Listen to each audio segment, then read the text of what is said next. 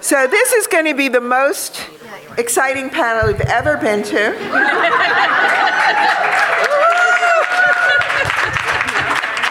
I think we're showing a little bit, end of AERA enthusiasm here.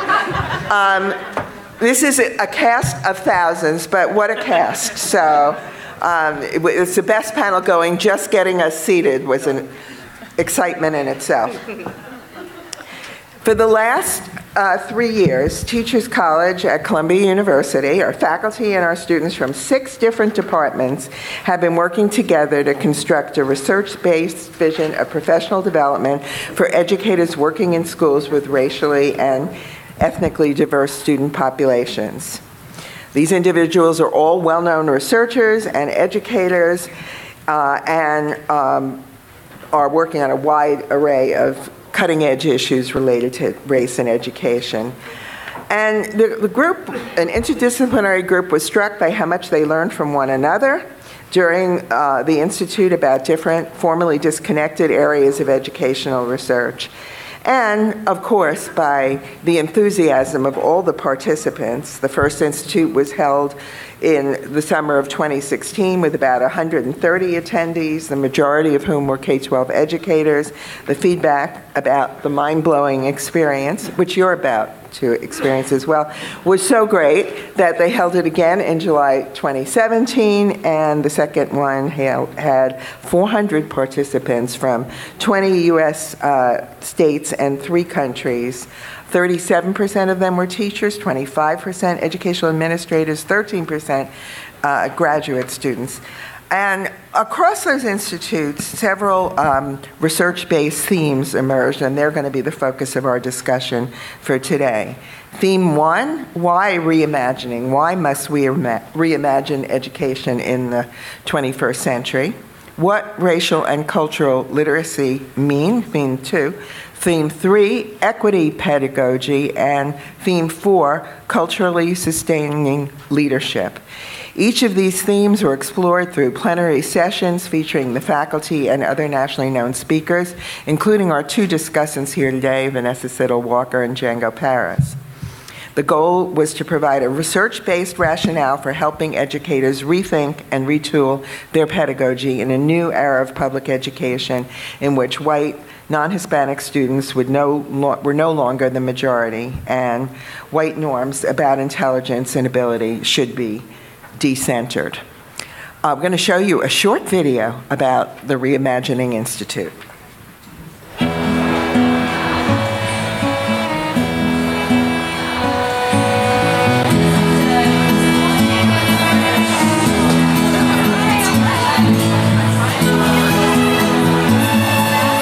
Here to tell you today that this is not only a journey to reinvent school desegregation policies, but we are on a journey to reimagine education itself. The 2017 Reimagining Education Summer Institute was held at Teachers College, Columbia University, bringing together teachers, graduate students, student activists, principals, and other school leaders. With Teachers College faculty and national experts, they engaged in deep discussions, built professional skills, and shared insights on their practices. Children aren't robots. They're people. They come with a context. If you don't know that kid, you can't teach them. How do we get on with one another? How do we teach friendship? How do we teach kindness? How do we develop active listening skills? How do we learn how to speak even when we're disagreeing out of love? How was I supposed to make history interesting to my students? How can I help them see the way their culture is shaped by history and question whose stories are being told? Most poor children, many of whom are children of color, have never been afforded equal access to the type of education provided to middle-class and wealthy white children. A historical literacy must be accompanied by humility. Did somebody say yes, ma'am? Yes. The Reimagining Reimagining Education participants work together to create more caring and engaging schools for today's racially and ethnically diverse students. The feeling of inclusivity was very abnormal to me, and I didn't understand why. After further research, after reading a lot, I realized it was because New York City has the most segregated schools in the country.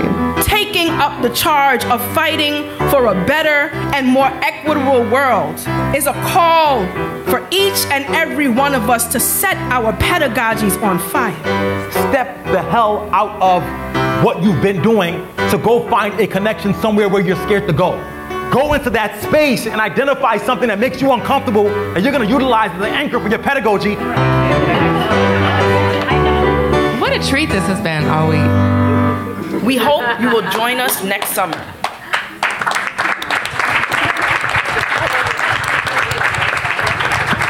I'm going to briefly introduce this remarkable panel, which I know needs no introduction, but since I can't see you, in case I'm not in the right order, please raise your hand when I'm calling out your name. Amy Stewart Wells, the idea, the visionary behind this institute, professor of sociology and education, director of the institute, and until tomorrow, beginning tomorrow, president of AERA.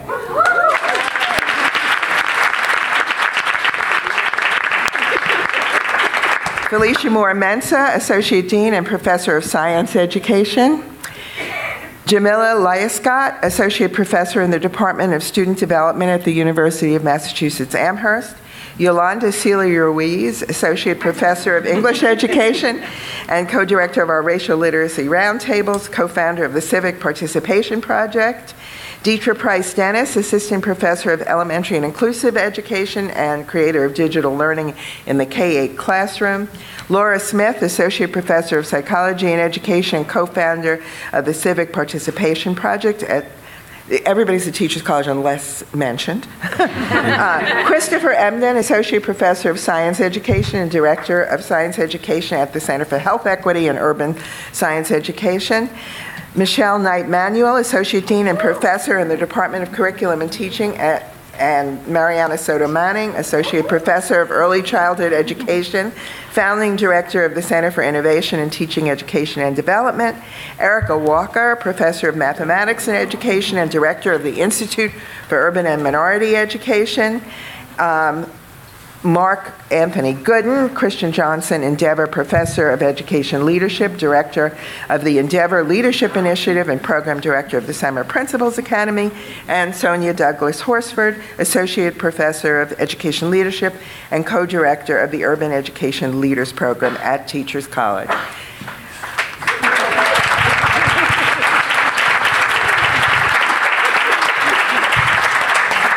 Welcome, everyone. I'm fortunately not the timekeeper. Please look at Phyllis Smith. We're going to start with theme 1, why reimagining? Amy? Thank you, Susan. I cannot take credit for the vision of this. It was co-constructed, as you will see soon. But I can take credit for knowing what was bothering me about what we had done in the past. So that is the beginning of the why reimagining theme. So since before Brown versus Board of Education, we know hundreds of lawyers, judges, and policymakers fought to dismantle racial segregation, replacing it primarily with a student assignment plan that would desegregate our schools by moving students, mostly black and brown students, from one building to another. We know from the research that some good came of this mid-20th century effort to dismantle a system of de jure segregation that had been the most vivid monument to white supremacy. But at the end of the day, we also know from the research, much of which was written by the people on this stage, white supremacy was able to reassert itself time and time again within desegregated spaces. What was missing after Brown as we move forward to eventually desegregate, as Vanessa's work has shown us, were the voices of the black educators who knew how to help children reach their highest potential. What was missing was throughout the implementation of desegregation was a focus on child development and psychology, curriculum and teaching, racial literacy, culturally sustaining pedagogy and leadership, the knowledge base of an interdisciplinary field of education that could give us the answers we needed to teach all children within racially diverse schools and classrooms well. Our Reimagining Education project is this missed opportunity. Our interdisciplinary, interdepartmental, and intersectional work at Teachers College can lead the field in a new direction toward not only meaningful integration, but also better teaching and learning for all students, if only we can reimagine what education can be. So good afternoon. Building on what Amy just spoke about in terms of the history of school segregation, desegregation efforts in the United States, and how those policies failed to address social cultural issues or curriculum and pedagogy within schools, we see ample opportunities and evidence of the long-term consequences of our failure to address the ways in which even desegregated schools reflect a racial hierarchy of valued knowledge that lead too many students of color to give up and to check out. For instance, high school dropout rates for Black and Hispanics are still 21% higher than those of their white peers.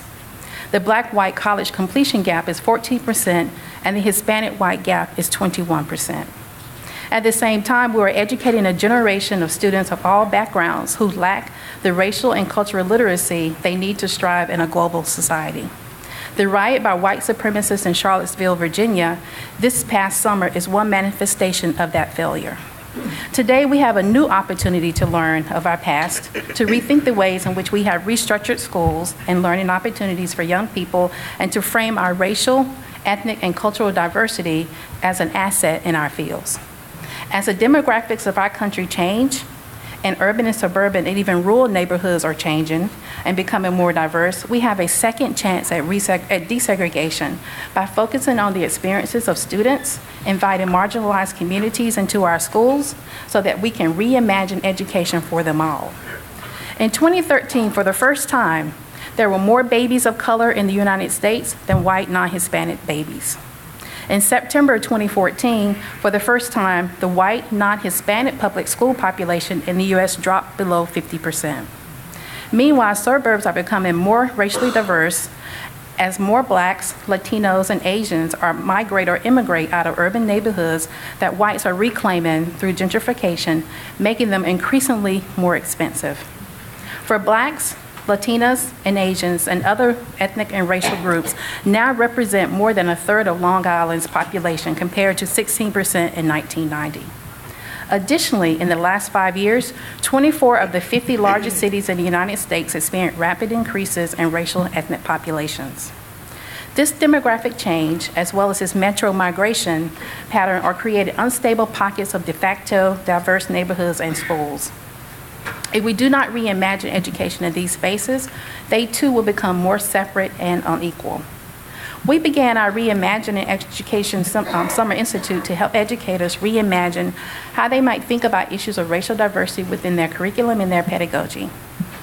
Our goal was to reprofessionalize our profession by bringing the knowledge base fostered by the research to bear in mind the professional development that we need to center the lives of our youth and understanding education.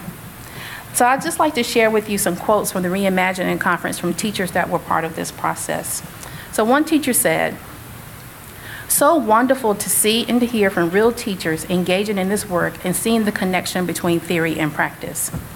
A theme of having ideas to take back to the schools was very common among the teachers. As one teacher said, she enjoyed working with other professionals to bring back ideas to her school. And another teacher said, "I took away many big ideas and I'm excited about the process, this experience, and be able to digest my learning. With the plenaries, I could see direct connections to my personal work." Teachers also stated that they learned from the presentations and the performances and the personal experiences from the youth that participated in the Institute. Two comments are, students need to share their perspective with others around the world because it has so much more of an impact due to the experiences that are being betrayed by the students. And everything about students' presentations were inspirational. So therefore, the reason and the idea of why reimagining must begin with a vision and a willingness to engage in the self-work and to center the experiences of youth as well. So Jamila is going to share with us this vision for why we reimagine. Good afternoon. Good afternoon. In 2014, just days after the murder of Michael Brown, whose body was laid for 4.5 hours on the ground for the world to witness, myself and several other activists, scholar activists in particular, we took a freedom ride down to Ferguson to be with the community. And in that time and space, as I felt the palpable pain of the normalization of Black death, I was propelled to go to a series of other ongoing protests in that season and time. And what I realized over that period of time of going to protest after protest after protest, which I will still do up to this day, but I realized that I wasn't taking care of my health, not physical or mental, right? I can feel myself, I could feel the weariness of what was happening. And what I realized was that I had been chanting and losing my voice saying that Black lives matter, and I wasn't mattering to myself. I was so busy responding to the shackles of white supremacy that I was not engaged in the project of celebrating and nurturing the joy and power of my own Black life. And then I've had the privilege of working with educators and practitioners and scholars all over the nation. And one of the questions that constantly stump us is, well, what are you fighting for? We're very articulate in thinking about what we're fighting against. But the notion of what kind of classrooms we're fighting for, what kind of communities we're fighting for often leaves people with few words. And so we want to invite you, this notion of reimagination necessitates and invites automatically the process of vision, the urgency of vision. That in order to do this work, what I've begun to conceptualize as a vision-driven justice has to drive it. And I feel like a threat to that, when I think about this work and the work that I've done, the threat to that, if we're not working with communities and schools and educators to visualize the kind of world that we are fighting for as much as what we're fighting against, then we fall prey to potentially an ego-driven justice, right? Especially in this kind of work, where our work is propelled, our scholarship is propelled by our ability to articulate and narrate repeatedly what's wrong with our society and focus on those damage-based narratives. Or potentially a rage-based justice, right? What does it mean to be forged and have the fire of vision that propels who you are outside of the ills that we come up against this world, as opposed to, I'm not saying to take away the rage and the anger, that's necessary and that's there for a reason, but what does it mean to be forged and fostered by that sense of vision, right? And then the last thought that I have is about this guilt-driven justice, right? If we are not careful, then we will create a world that fails, for example, as was shared already, to truly integrate our society because we are being driven by the ills instead of by the vision and the hope that we want to see. That slide up there, those are two quotes from the young people of Ciphers for Justice who were blessed with the opportunity and platform to share what they demand of their schools and their community and their teachers at Reimagining Ed. The teachers sat in the crowd, and the teachers took rigorous notes on what these young people had to say from their research about their communities and their schools. And when we took them to the back room to debrief, it was an exciting yet painful conversation. Because what they said to us, they said, well, the teachers weren't paying attention to us, they were on their laptops. We said they were taking notes. They said about what we had to say in complete shock. And we said yes.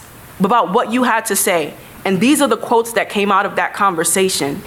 We have never been as listened to and attended to by an educator in our entire lives. Vision-driven justice to frame the entire conversation about what we're fighting for as we reimagine education. Thank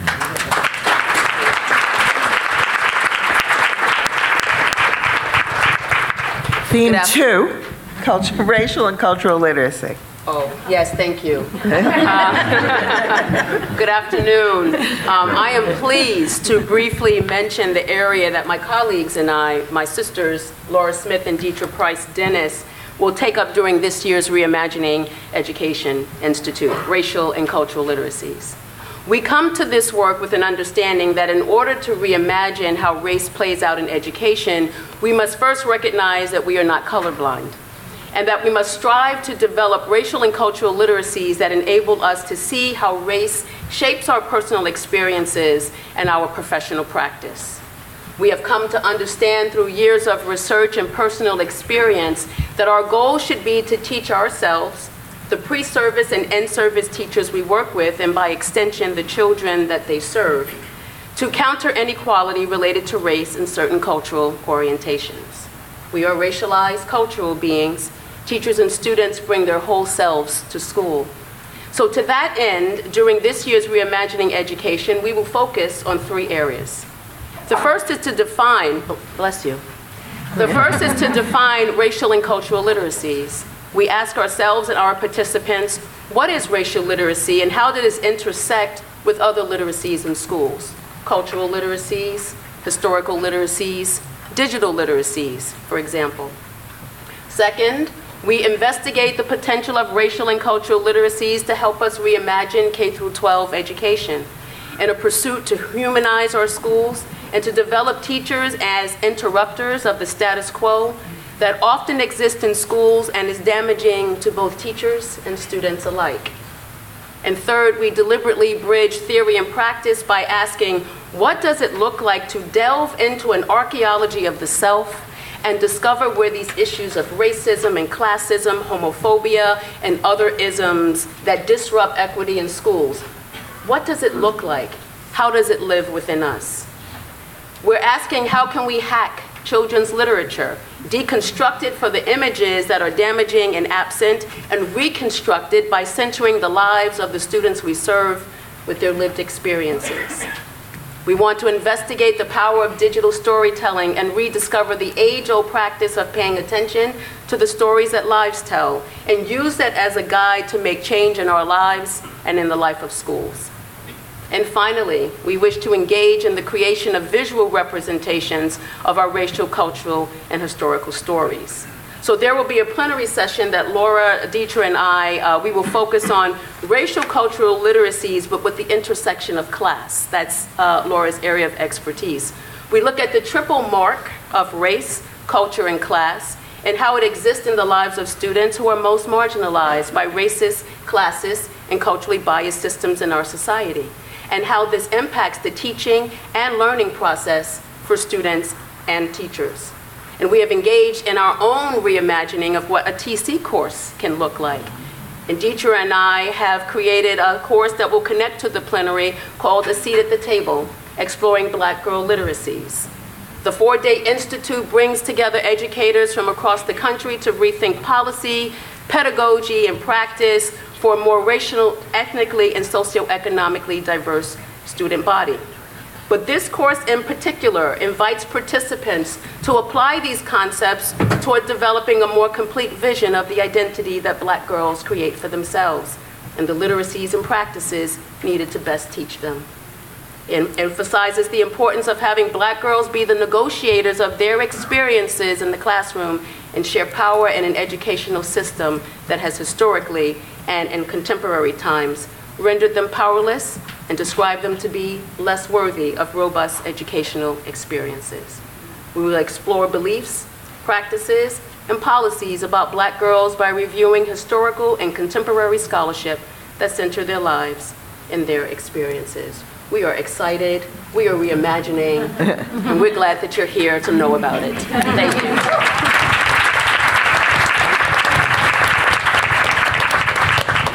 Theme 3, equity pedagogy. So good afternoon, everyone. Good afternoon. So I'm speaking on behalf of my brilliant and amazing colleagues, Professor Erica Walker, Michelle Knight, and Mariana Soto Manning, and we take on this concept of pedagogy.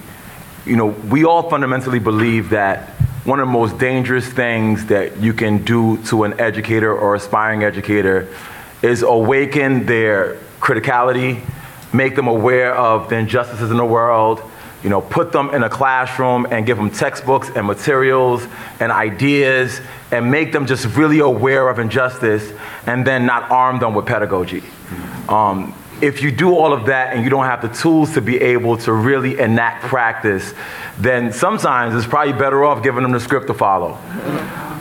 And so our work really fundamentally believes in the idea of really making sense of what an equity pedagogy looks like, drawing from the work of Gloria Ladson-Billings, drawing from Banks and Banks, and this idea of taking the art and science of teaching and learning and infusing it with an equity focus. The provision of pedagogical strategies that are not embedded within institutions and age-old approaches, but rather embedded in the ways and knowing and being of populations who do work around activism. We fundamentally believe that the art of pedagogy exists outside of teaching and learning as we traditionally know it. That folks have known from the beginning of time how to have a baby sit and bounce on the knee of an old grandfather and hear stories from folks who don't know how to read or write. And in that beautiful poetic process, there is a science. And the idea we want to do here is find out ways in which we can connect that into what we can give teachers an arm to be able to do good work. Y'all with me still? Yes. So I was charged here with giving what my formulation of that work is. Mine is, and many of my colleagues' work is, in really being and countering this notion of respectability as it connects to pedagogy. I think first and foremost about the work of Erica Walker and how she really situates her work in history and really highlights the narratives of mathematicians that existed in the world that have been silenced, and how we as math educators in the contemporary era can make sense of what they've done and always done. Even folks who historically have never learned how to read or write, but can still engage in mathematics practices. Oftentimes, for the youth of color that we are working with right now, the chief critique when you talk to teachers is, their reading level is not quite right. How am I supposed to get them to learn better if they're only on a 4th grade level and they're in the 9th grade? And we want to let folks know that if you awaken that inner grit, awaken existing inner grit, not given grit or dog whistle version of grit. But if you awaken what already exists with the kind of strategies that can probe, invoke, and inspire, right? That you can make changes happen in classrooms. I'm also talking about, what Mariana does in this work around decentering whiteness and being really explicit about naming whiteness. For pedagogues, letting educators know that their whiteness is not an impediment to their effectiveness, which oftentimes is what they garner from what happens in teacher education when we have critical conversations about race and class, but rather let them know that it's not your whiteness that is an impediment, it's your embeddedness in white supremacist ideologies as it gets transformed through your teaching practice that is the problem. So you're at Reimagining Education, we want to help them to reimagine this idea of not being on the outside, but rather positioning as ally, positioning, as my homie Bettina Love says, as co-conspirator. And how do you do that with strategies rather than all jumbled up inside with nothing to do? We also kind of go further. I lost my notes a little bit here. If y'all know me, I don't function on notes regardless, so we'll be all right. How could I? My bad. Michelle Knight's work on the preparation. Can I just, when folks talk about preparation for young people for college readiness, it's always like preparation for college readiness in the sense that you lose all your magic to be prepared for what college is supposed to do. And what Michelle does so brilliantly, and will do at Reimagining, is really make a new way to think about what being in college is, right? Because you don't want to be prepared for college, go there, and then leave. Or you don't want to go all the way to college, get there, and then feel lost. But this idea of how do you prepare young people from K through 12 to understand what college does to you? How do you prepare teachers to be able to undo the violence that college did to them? And how do they end up ensuring that they don't replicate those practices in the lives of young people by being able to state and name what they do? So, her work is lit, and whatever, we all gonna be out there getting it. In closing, I just want us to look at the texts that are produced by these scholars, right? And sometimes you read the text and you can't get into the nitty gritty of that work. By my new work with Dr. Edmund Ajampong around hip hop education and what it may mean for teachers of color or not of color to take new models from new spaces and how to engage. The understanding that you don't have to be hip hop to engage in a hip hop based and themed pedagogy, but rather to understand that there are things outside of your textbook, outside of your existing text that you can utilize to be able to make sense of how to teach better.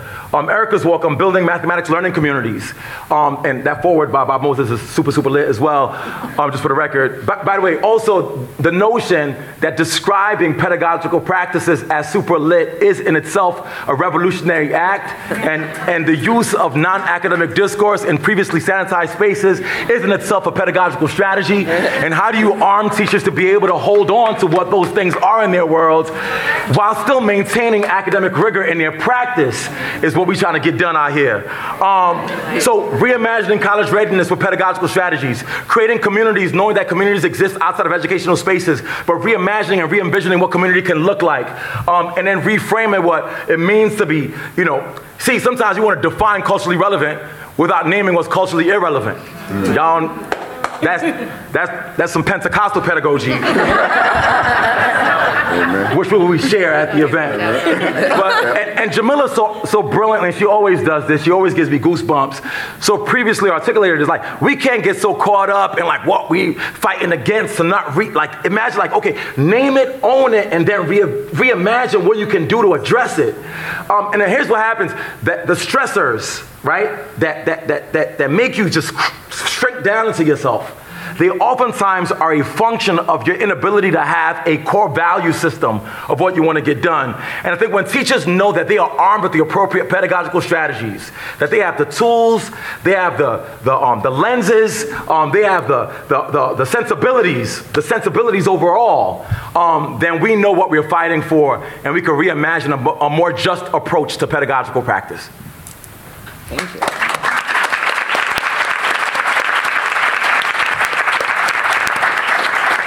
Theme 4, culturally sustaining leadership. Thank you. So I first want to start with our colleague, Jeff Young, who is a former superintendent in Cambridge and a professor of practice in the Department of Education Leadership, could not be here with us today, so he regrets that. So we wanted to share that with you. We want to start with a couple of pieces here. One is I'm going to start out talking about what's called culturally responsive school leadership. Based on some of the same ideas you've heard, based on the work of Lapson Billings, Gay, Kopi-Lomonte, Michael Dantley, and folks bringing culturally responsive, culturally relevant pedagogy into the leadership field. So what I'm speaking from today comes from an article of that same title. So what is culturally responsive school leadership? Because it sounds similar to something you've heard just with the leadership put in there. For us, we essentially say schools need to be reimagined for those spaces for leaders. Essentially, you're going to hear me talk about some elements of this, but the overarching theme is that teachers can't do their work and be culturally responsive, can't do the work to really pay attention to kids in schools in the way in which they need to if leaders are not doing their work. So in other words, if leaders are not supporting them, if they're not creating those structures that really support teachers to do this work, then it's going to be difficult for them to do what they need to do. So we choose to describe culturally responsive school leadership through a set of behaviors.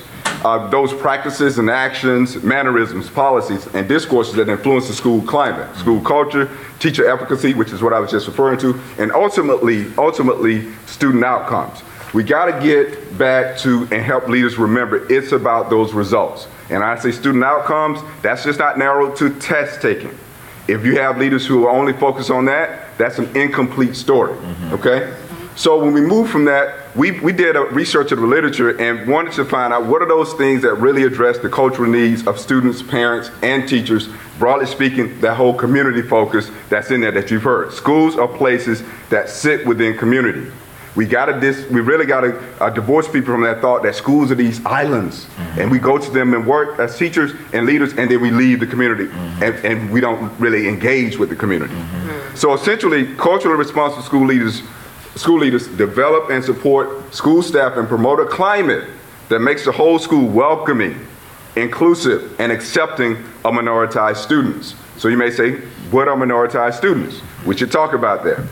Primarily, these students are those who have been racially oppressed and are from those communities that have been oppressed and have been marginalized both legally and generally because of their non-dominant race, ethnicity, religion, language, or citizenship. All minoritized students also have rich histories of agency, appropriation, and resistance to oppression. We need to stop sending folks in school saying, we're going to save you, and you can't do anything yourself. all right? This term recognizes these histories of oppression for minoritized students, the ones that they have faced, and the need for schools to resist the continuing context of oppression. Gender, sexuality, income, and other factors lead to even further marginalization. And some of you have done work, and indeed my colleagues have, on intersectionality. Because minoritized students have been disadvantaged by historically oppressive structures, and I say historically, I was in a session earlier with 3 principals, and being a person who trains principals, we have to remember when we're training principals, we can't do it again in this really divorced space from the historical context. We have to study what those histories are. How did the community get this way? How did it end up like, it wasn't just these people decided they didn't want to do the right thing. They didn't want to work. No, there's some histories in this that have been really constructed around policies and racially and historically racial repression. So because educators in schools have been intentionally or unintentionally, we got to get away from that, I didn't mean to do it, right? Complicit in reproducing this oppression, then that's why we need culturally responsive leaders who have a principled, moral responsibility to counter this oppression, okay? So what are the 4 strands of this? Briefly, I want to just say critical self-awareness. Leaders need to have that same type of critical self-awareness you've heard our colleagues, my colleagues talking about today. These leaders need to certainly work with teachers who are preparing these students and make sure that they see minoritized students. I've written an article that talks about engaging the same way my colleagues are around racial autobiographies, so people can start to look at their own ways of seeing themselves and in this story of racial oppression, and then understand how I see students, right? How do I see them in a way in which they want to be seen, all right?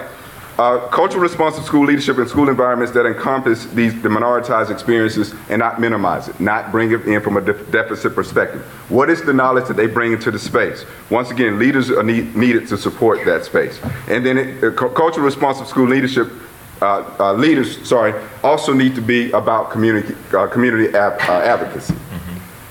So critical self-awareness, I don't want to repeat what's been said, but this essentially gets at the awareness of the self that the leader has, their beliefs around leadership. There are folks who will tell you that race and racial impact have nothing or little to do with one's leadership, and we disagree with that, right? Some examples of that have a lot to do with how discipline plays out in school. We find that assistant principals often are the final arbiters of that discipline.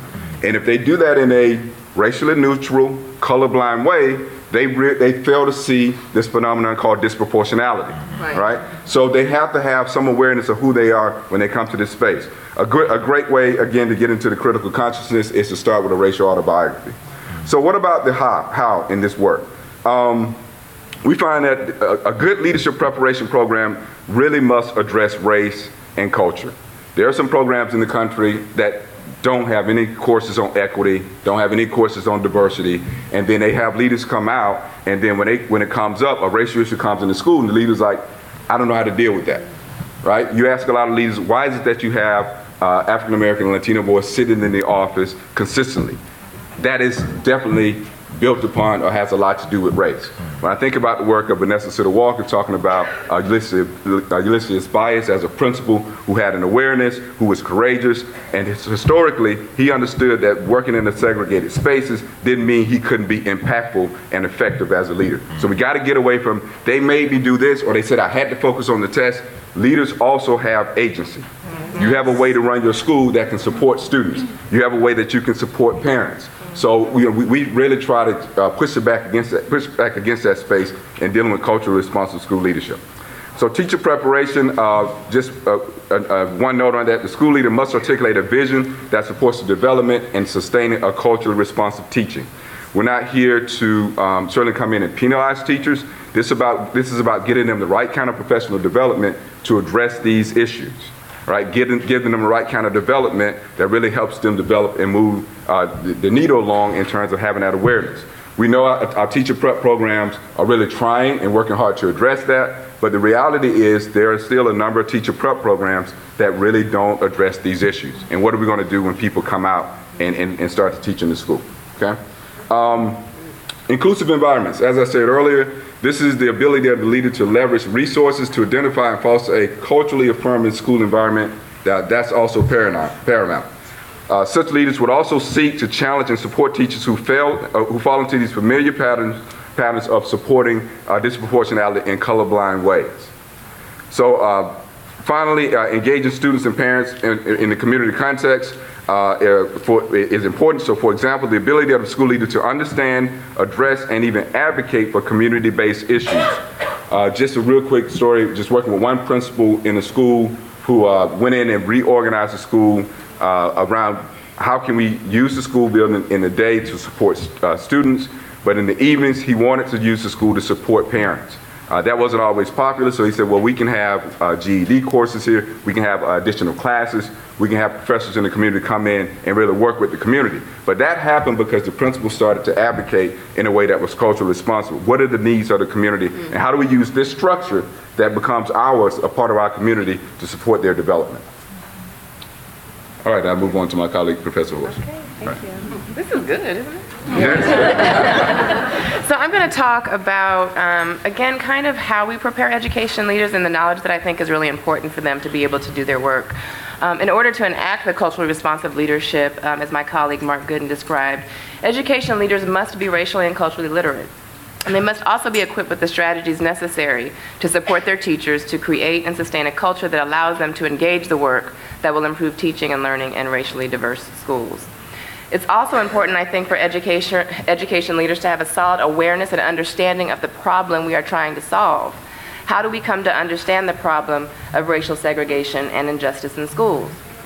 And what are the socio-political and economic forces that shape this problem and the political and policy context in which these problems and their school communities are located? As I've argued in my book, Learning in a Burning House, Educational Inequality, Ideology, and Disintegration and Related Writings, in order for education leaders to play an effective role in dismantling segregation, they must possess an understanding of the history and aims of school desegregation as designed and articulated and pursued by Black students, teachers, parents, and community members and leaders. That their organizing, sacrifice, suffering, and resistance centered on not the goal of integration, but rather the question of citizenship and equal protection under the law. And this requires a historical understanding of America's post-construction project known as Jim Crow, and how it manifests itself through colorblind notions of equality, diversity, and integration today. I want to cite political scientist Adolph Reed Jr. and his description of Jim Crow, and he explains that it was about who could claim the rights and protections of citizenship and who could not. It was always at least as much about imposing and stabilizing a pattern of social relations rooted in the political economy's class and power dynamics as it was about a formal commitment to an ideology of white supremacy. It was also finite. It was the expression of reactionary elites' victory in the nearly 30-year struggle over the terms on which a post-slavery Southern social order would be built. And so although Jim Crow was finite, as Reed explained, and that its, quote, institutional back was broken by 1965, we now face the challenge of preparing education leaders to lead schools in what Michelle Alexander describes as the new Jim Crow.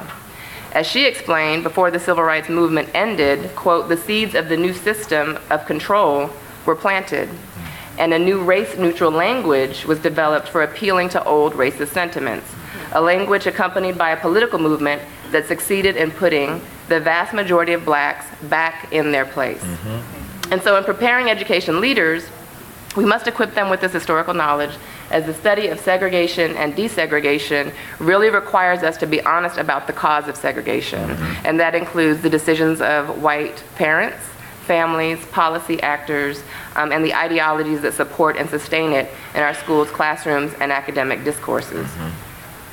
And we have to also question what it really means to advance school integration in spaces and amid a reality where Black life is not valued, where poor people don't matter, where neoliberalism and the dismantling of the public institutions that have historically served to support disenfranchised communities are the new normal, where the triple evils of war, poverty, and racism that Dr. King talked about frame the larger context in which schools are located. And to answer the question that James Baldwin posed, why would I want to be integrated into a burning house? So it is important in our preparation of education leaders, in fact, educators in all fields and disciplines, and on the question of school desegregation in particular.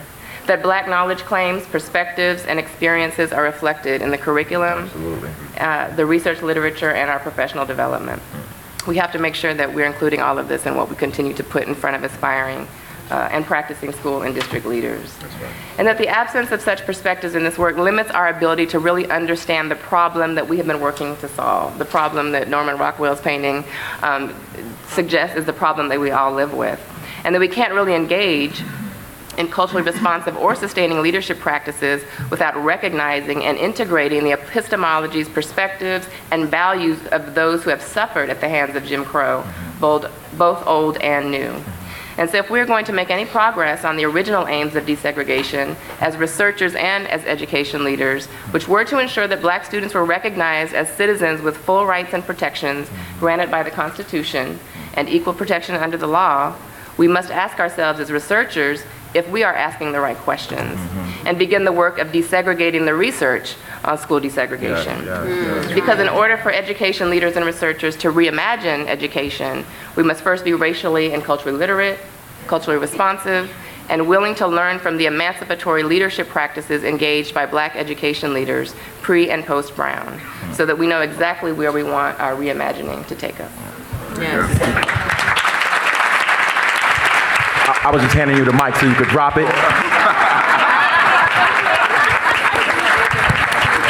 So, indulge me a moment. This is my faculty. I would...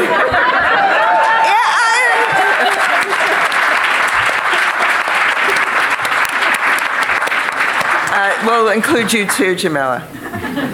Thank you all so much. We have our discussants now, and I think there's room for you to come up here. Vanessa Siddle-Walker, Samuel Candler-Dobbs, Professor of African American Educational Studies at Emory, and President-elect of AERA. And Django Paris, James A. and Cherry A. Banks Professor of Multicultural Education and incoming Director of the Banks Center for Educational Justice at the University of Washington.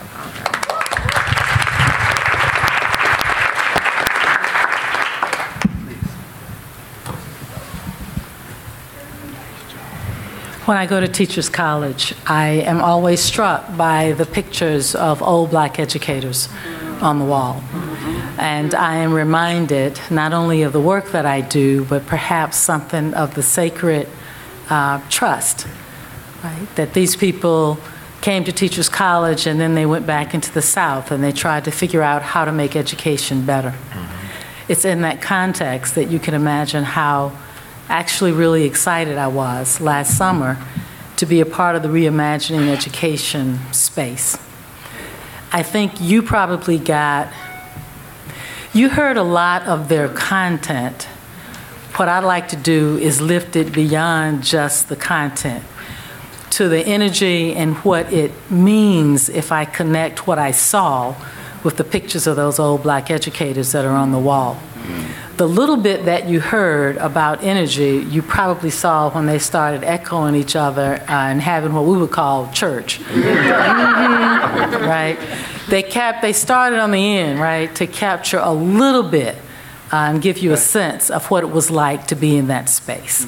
But there's so much more beyond the very important ideology that they are using to undergird their teaching and thinking that I think explains why this project matters. And so if you will, in my 8 minutes, if you let me make 5 points, that'll do it. The first thing that's happening here that I think matters is that they are honoring the historical model. It's unusual in so many spaces for people to think about what does the history tell us about something. And so for them to invite me, I was kind of stunned actually, but for them to invite me to come and then and kick off, what do we know about an African American pedagogical model? And have me talk about that so the teachers hear that first. It was extraordinary to me over the rest of the few days to hear teachers making connections between things I'd said about the history and what people are doing now, sometimes that they didn't even know about the history. right? But the teachers were making the connections, and I sat in the as I sat in the audience with many of them, I would hear them, and sometimes they'd turn around and say, yeah, that's what you were saying, right? So I want to give you a few examples of what you heard today that would just be a microcosm of the kinds of connections the teachers were making. Today, one of the speakers talked about the importance of leaders needing to create a climate, right? We know in the history of education that black teachers being sent into communities was part of a pedagogical model, right? That it wasn't accidental, it was intentional. And yet we hear them talking today about, wow, you need to understand what it means to live in a particular community. I heard them talk about aspiration and awakening that exists. Well, this is what in history we would talk about as interpersonal caring, right? That you teach students to be resilient in a space. Someone today talked about equity pedagogy, right? Which is a modern day version of what I would call purposeful education, right? When you're teaching people both about the oppressors and how to be resilient within it. These are but a few of the several examples, or culturally responsive pedagogy and leadership. That's nothing other than a modern day version that we all know, but that has its roots in this African American pedagogical model. So the first point that I want to make about why I think this project matters is because they have managed to link the history with the present, and in so doing created a continuity of pedagogical beliefs and ideas, because when you can say, gee whiz, we've been doing it this way rather successfully for 85 years, maybe 100, right? I think it gives a little bit more evidence, right, for why something might matter. The second piece that matters is that they are reconnecting stakeholders. I loved the fact that in these conversations, there were teachers and principals engaging with the intellectual elite, right, around issues. And so one of my favorite memories actually was sitting outside on the street with the principal who was asking me questions about some of the things I'd said and telling me about what was happening in her school. But it wasn't just me in that space with her. This was what was ongoing in classrooms, even with balloons, right? Over time, people are making sense of this. Why does this matter? Because when I was writing Hello Professor, I wrote it because I couldn't figure out how it is that black schools could be doing the same things across space and time and geography. I mean, and use the same language to explain what they were doing. Why is it that everybody was trying to make the children reach their highest potential, right? I thought Mr. Dillard was special. And so when I would go places, and old black people would come up and say, I went to a school just like that. I'm trying to think, well, how the heck, how did that happen, right? And in writing Hello Professor, I learned about the pedagogical network that existed that disseminated information, ideas, values, beliefs, and language literally across the South. And one of the ways, I won't go into that because I only have the 8 minutes, but one of the ways that they were able to do it, in addition to meetings, they said we saw each other all the time, right? But in addition to the meetings, they were able to do it because in the same room they have the people who are the producers of the research and the people who are on the ground trying to implement it. And so if you connect the stakeholders, this is an idea I actually have in the back of my head. Y'all shouldn't have elected me president of AERA. All I know is history, right? I don't know AERA, but I know it worked in the past. And so if you put people in the same room talking together, right, you're forced to have a different kind of conversation than when they speak separately and independently of each other. So the conference is reconnecting stakeholders. I love that. Third, this idea of it's not a kind of one-shot time, but an ongoing conversation. So it's important that we continue to engage, not just I see you once and then bye, and then you go do your research and I go do my work. And so I don't actually know the numbers on how many people return. I know it's getting bigger. I don't know how many people return, but I do know the sense of ownership that I heard in the conversations with teachers and the ways in which they talked about wanting to continue to be part of the conversation, even if they were not physically present. And so I think this ongoing conversation, the history shows us, is very, very important. The fourth area would be the similar vision and commitment to problem solving. Black educators said there's a problem and we're trying to figure out how to solve it. Now, that can be very different from what we do sometimes, right? Because sometimes we talk about the problem. How do you spell the problem? Should it have a capital P, right? Should there be no punctuation at all? We have a lot of conversations about the problem. But sometimes how to actually solve the problems, we step back from and say, well, my implications suggest, right? But in the Black networks, I see they were very clear. There is a problem. We're trying to figure out how to solve it. And if you listen to some of the people here today, you'll hear something like, there's a problem we're trying to solve, somebody said. And I thought, that's it. Exactly, right, from the history, and that's certainly what I saw. Does it mean they know exactly how to solve the problem? No, I mean, but at least when you're trying to solve a problem, right, I think that takes you someplace differently than when you're simply having a conversation, right, about a problem. The final one that I want to add, and this one is a little trickier, but I heard it noted here today, so I want to address that. Someone talked about a second chance at desegregation, or what does it mean to say to people, well, I didn't mean to do that. And that it can't. Yes.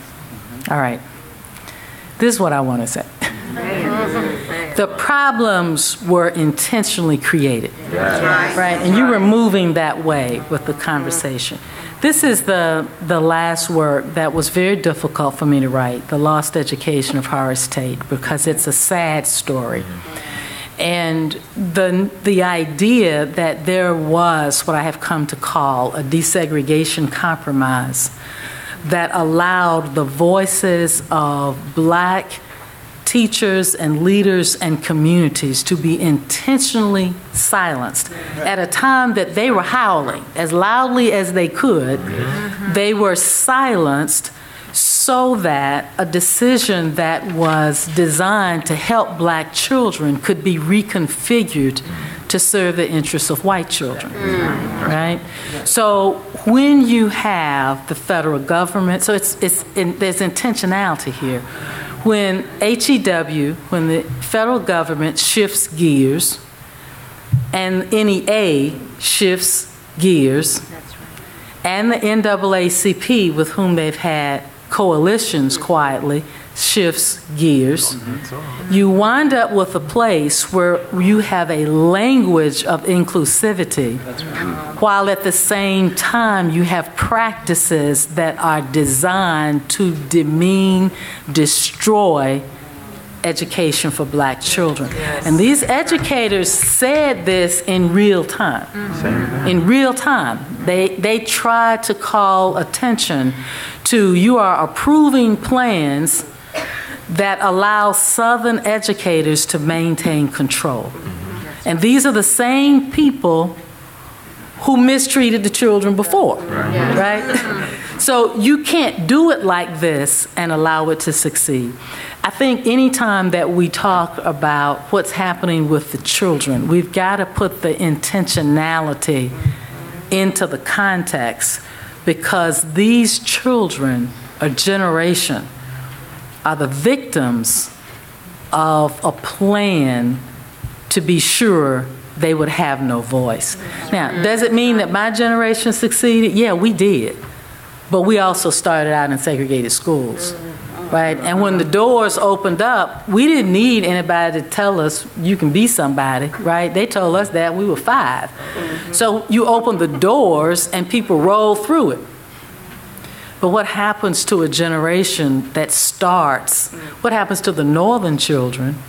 Remember that the Civil Rights Movement comes out of the South, not the North. And there's a reason for that. right? There's a reason. So what happens if you create schooling that throughout their K through 12 experiences no longer gives them the capacity to speak about injustice, and you take away the teachers and the principals and the communities and the leadership, right, that would make it matter. So there is an intentionality, and I was delighted, that wasn't on my initial notes, but I was delighted today to hear two people go in that direction, because I would say that Teachers College is also doing a right thing when it starts to name the problem with a context. I think the history shows that to be true. I have a wonderful undergraduate student out of Chicago, the streets of Chicago, with all the bad things that we tend to associate with Chicago. She just came to me 2 weeks ago, and she got into, I think, about 8 or 10 of the top schools of ed in this country. And she said, "Where should I go?" And there were amazing institutions on that list. And I will tell you that I said to her, "I want you to go to Teachers College." And this is why. This is why.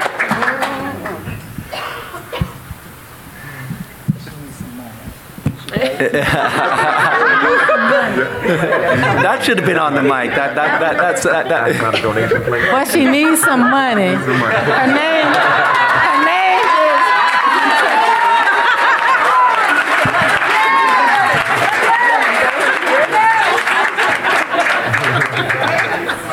Jalea Walker. Yes, right. Dr. Siddle Walker's like, "I'm going to tell you why I really accepted this invitation to be on the panel as a discussant." But since I'm here. Yeah, exactly.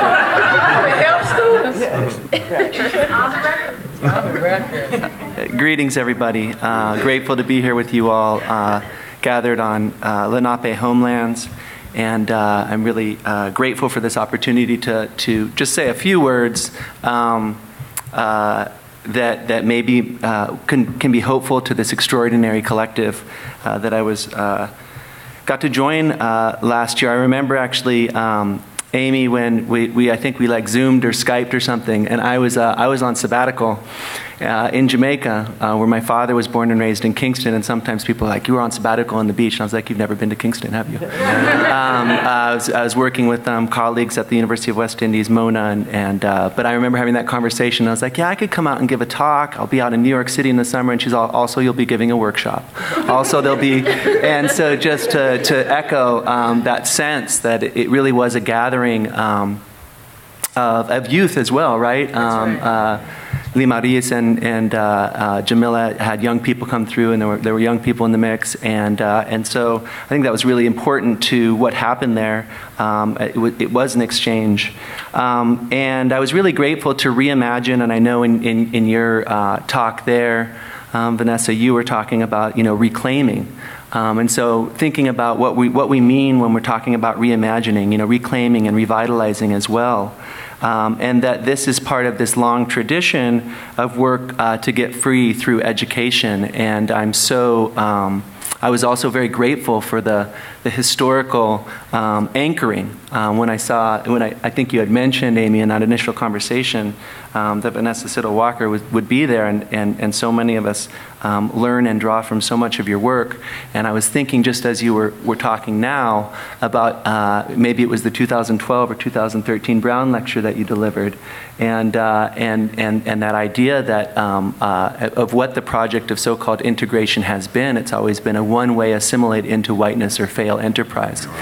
And so I was very grateful for that. I think it's a model gathering in so many ways for those of us who are committed to learning about and joining, right?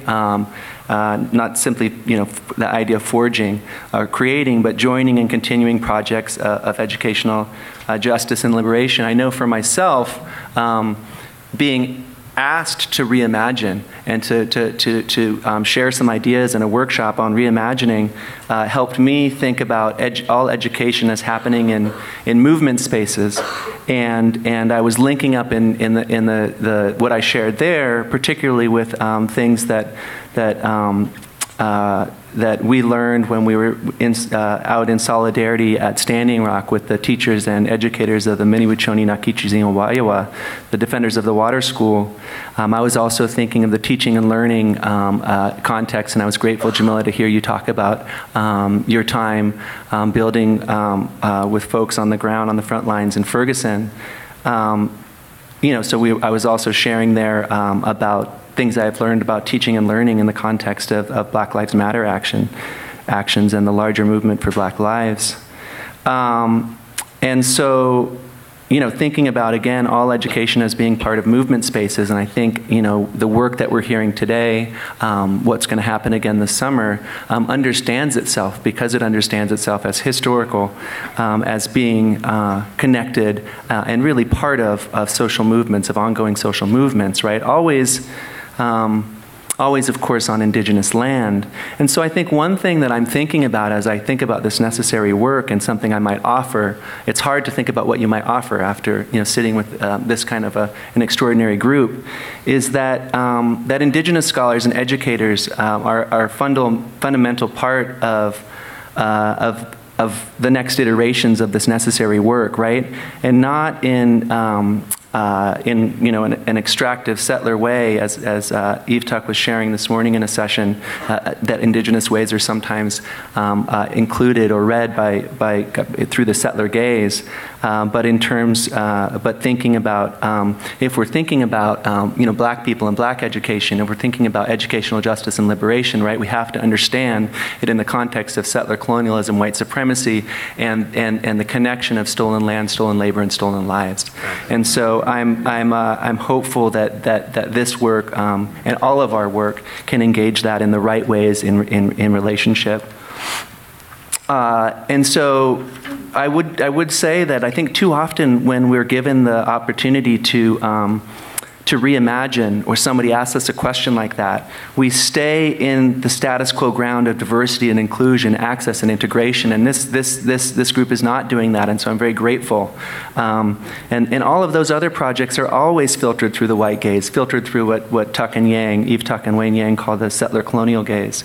And I'm grateful this gathering has pushed and has the possibility to continue to push against and beyond these rhetorics and logics to fundamentally reimagine, reclaim, and revitalize. And so I thank this collective for offering the space to youth, to teachers, to school leaders, and those of us in universities who partner with them. It's vital work, and I hope I get invited back.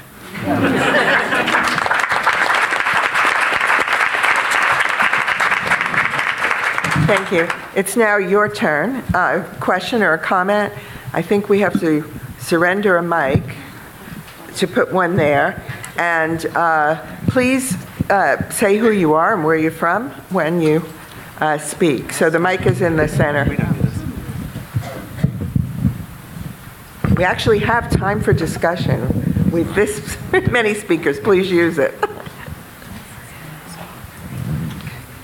There, he put a mic there. Okay, Rob. Hello, family. I'm at Teachers College, so I get the blessing of having you all there. Dr. Emden, you spoke about, and you hinted at it here, but that's another presentation you gave, but the idea of these empty promises, or I'm trying to remember the phrase you gave, but it was the idea that that the intention behind these policies that are out there that are framed, or they appear to support everyone or be inclusive. They have the titles of it, but when they're implemented, they fail us completely. And so to hear you, Dr. Siddle Walker, speak on the intentions behind the policies that are there, because I've been looking at the history of curriculums that were implemented in the 40s in Chicago, and they were successful and all these great things. I'm wondering what happened. Where did they go? And so there's this cycle of the things that we're working on curriculum now, and we're trying to get these things to get back up. And I'm like, wait a minute, this has been done before. So to hear you say that, it's like, that's it. That's what I needed. I needed that right now. So I want to hear you, if you could speak elaborate on that a bit more about the policies that are out there now, and even some big institutions. I'm gonna bite my tongue on calling names, but I'm feeling the energy of organizations out there who claim to support you, and they have the names of it. But when it comes down to it, they fail you constantly, and they leave you hanging. And I'm in the midst of that right now. So I need to hear more and get more information on what it is that we can do to bypass these major organizations out there who say they're helping you.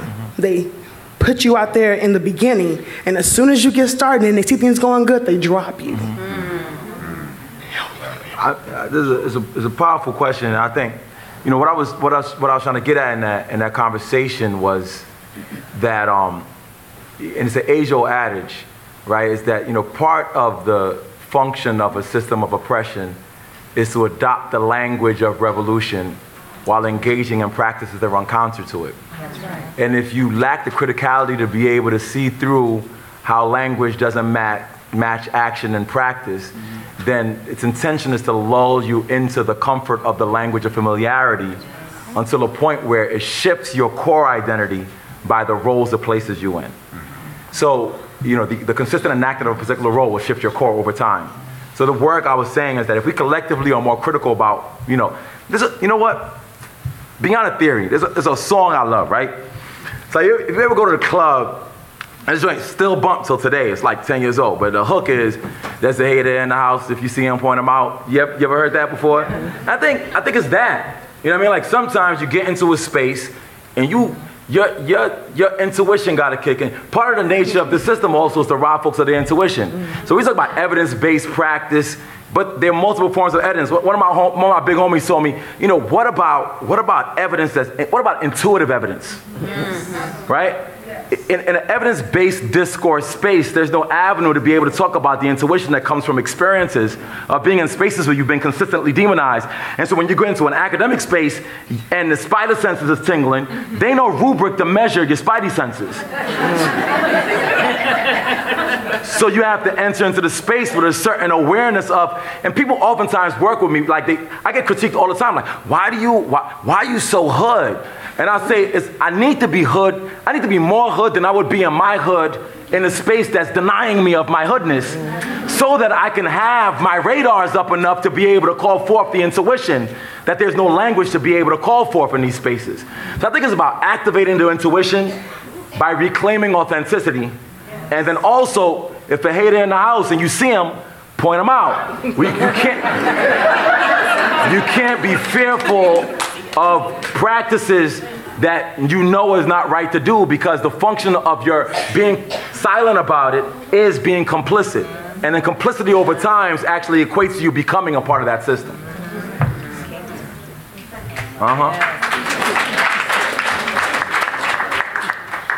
Hello. My name is Hope. I'm from the University at Albany. And I went to a session this morning talking about teacher education programs and the whiteness of them. I used to think that my teacher education program was fantastic until I started my doctorate. And I realized that we were industrialized as much in my teacher education program as we are industrializing students in the classroom.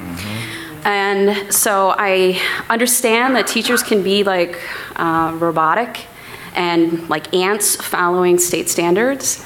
And I'm wondering if there's any work at the state level with education departments to change the standards to be more reflective and open, so that teachers are saying, oh, I can't be culturally responsive because I have to teach to the test, or I have to get to these standards.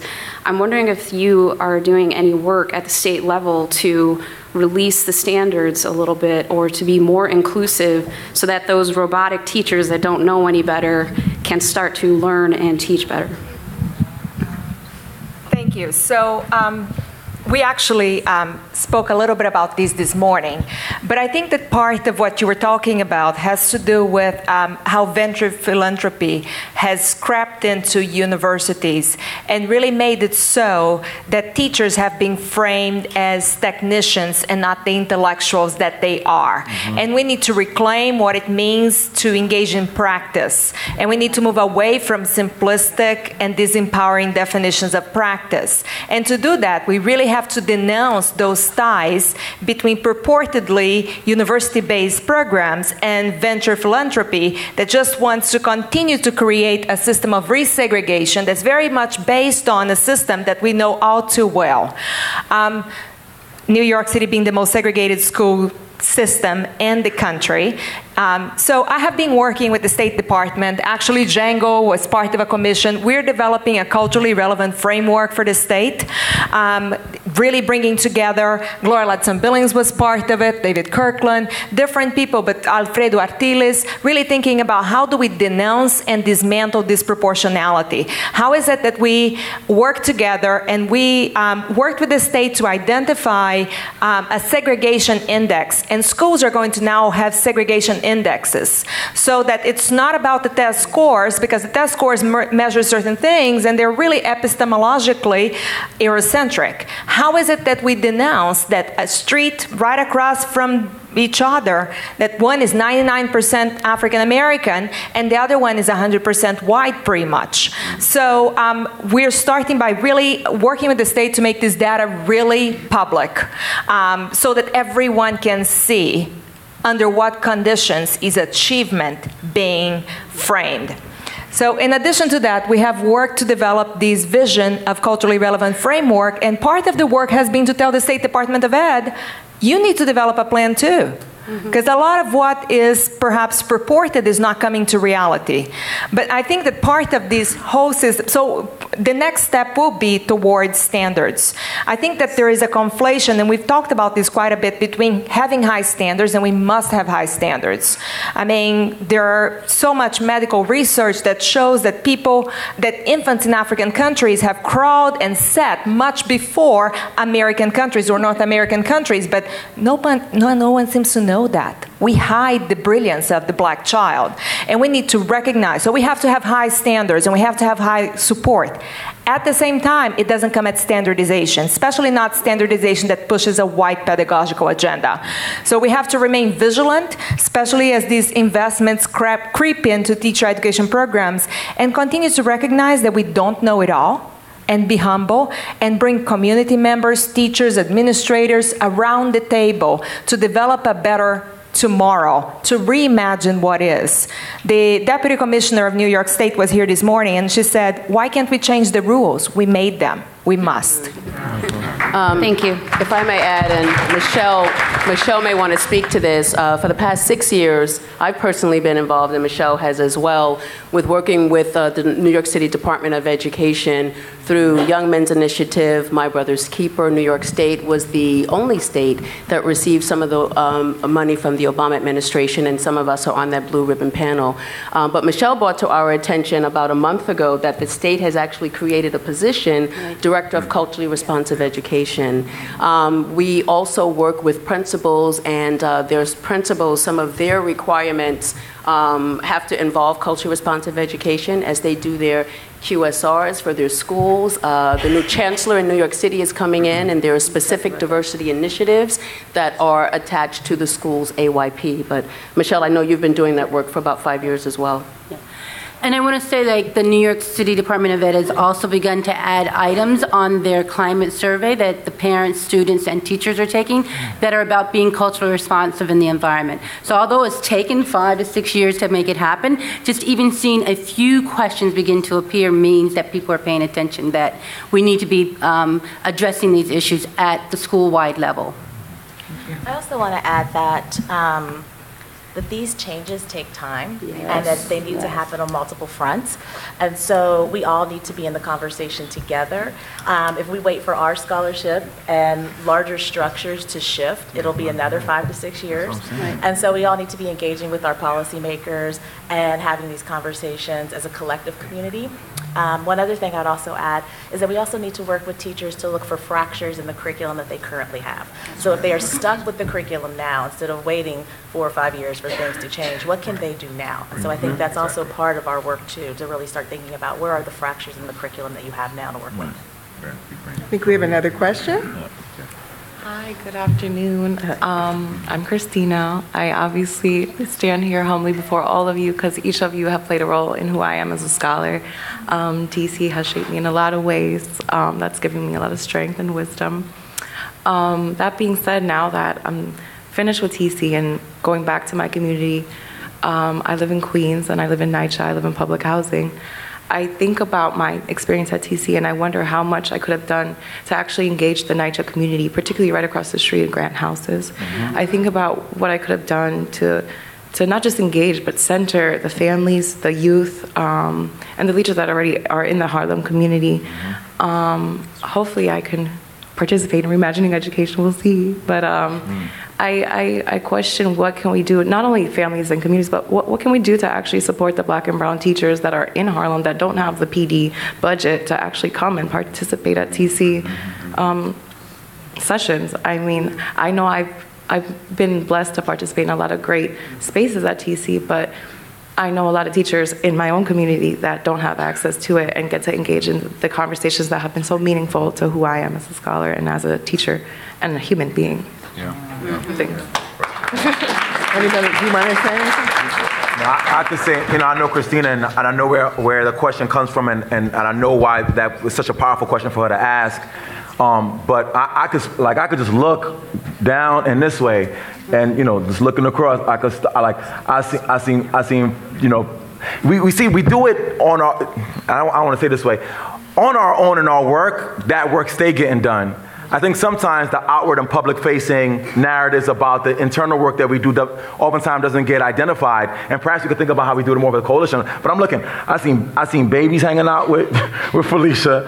I seen Jamila bring the Cipher for Justice young folks on campus with their educators on a consistent basis. I remember like 2 weeks ago we had the sickest cipher on the 4th floor of Zanko, which was like set my whole soul on fire. I know Yoli got babies and teachers. They follow her around like the Pied Piper, in and out of campus. So I think that we do have this connection with these communities. And perhaps what is important for us to do is to highlight those. But I also know the nature of my colleagues is always like, yo, we just doing the work. Like, you ain't got to give us no shine. Like, I'm with them babies on a regular basis. You know what I mean? So I think part of what is important about doing that work within those communities may be highlighting them. The tension becomes highlighting the work we're doing with those communities without constructing a narrative that we are, we're so damn good that we hang out with them on a regular basis. But it's certainly a piece of what we do. And I could just name folks on a consistent basis. Yeah. Okay, Christina, I do want to reply to you.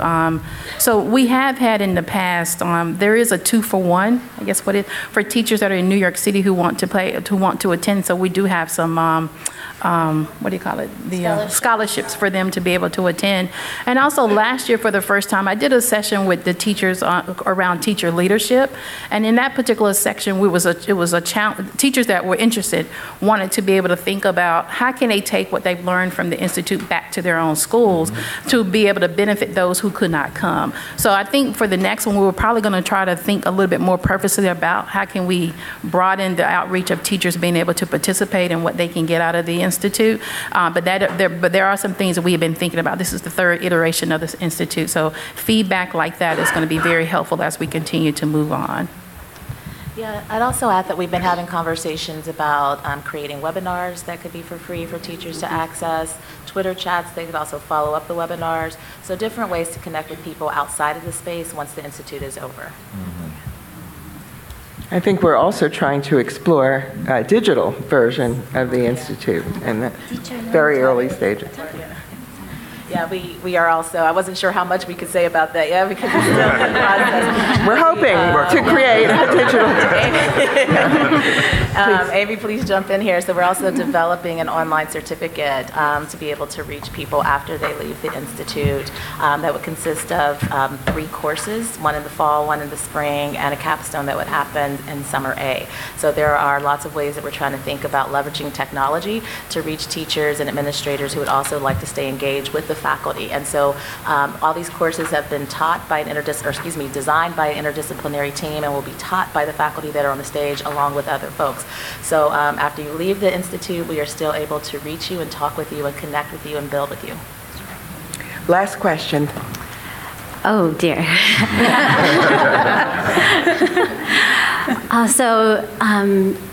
Reimagining education, this is so exciting to me. My name is Sharmali. I am a stay-at-home mom.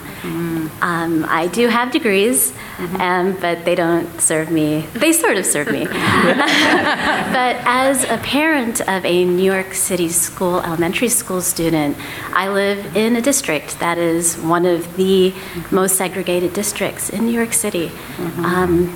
And as a parent, as I try to pursue this dream in my elementary school, I've received so much pushback from administration, from teachers, and the DOE has put out their commitment to diversity plan, and so everything, I read it and I see, the top person says we are committed. The next person down says we are committed.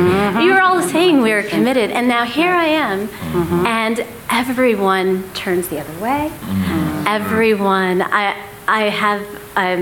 have tomorrow an opening conversation at my elementary school on diversity and inclusion, and I don't have any, I'm looking for something like this for parents.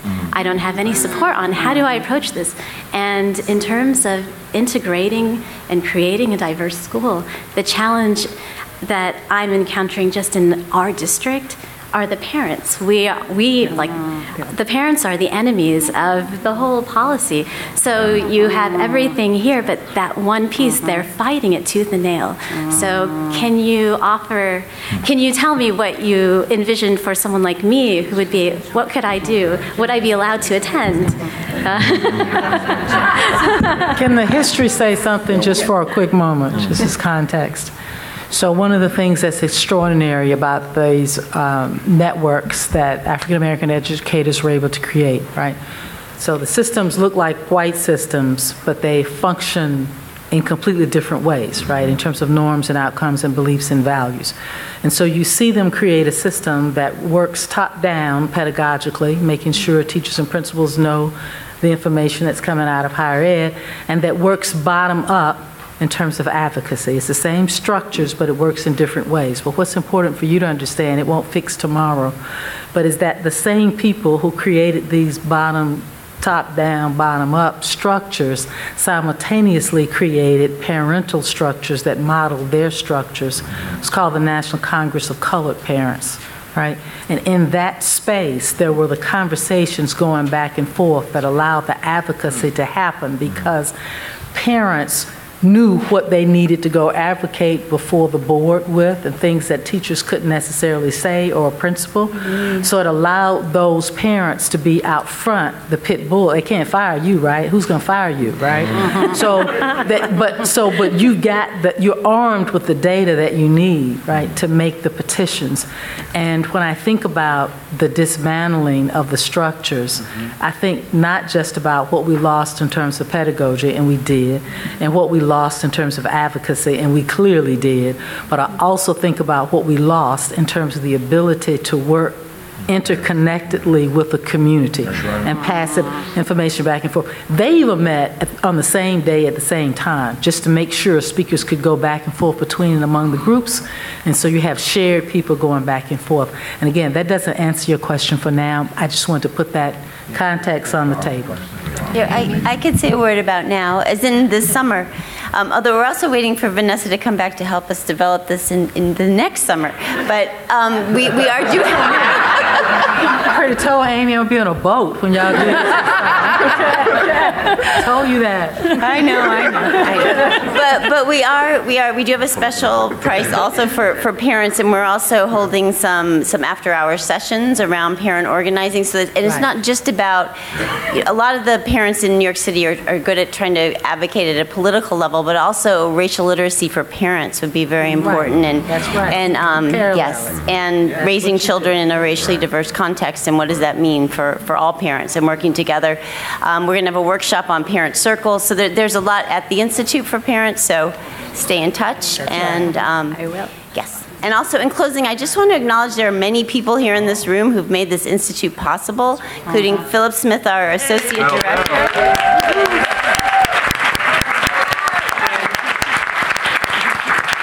Ann LeBou, our Coordinator of Marketing and Workshops. Diane DeLima, who is the coordinator of communications and linguistics.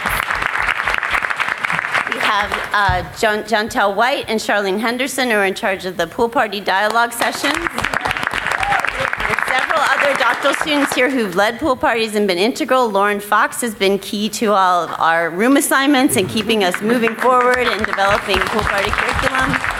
And who else am I leaving out? Who's here? Dominic Walker has also been key in terms of developing the pool party curriculum, and we couldn't do this work without the amazing graduate students at Teachers College, so thank you all as well.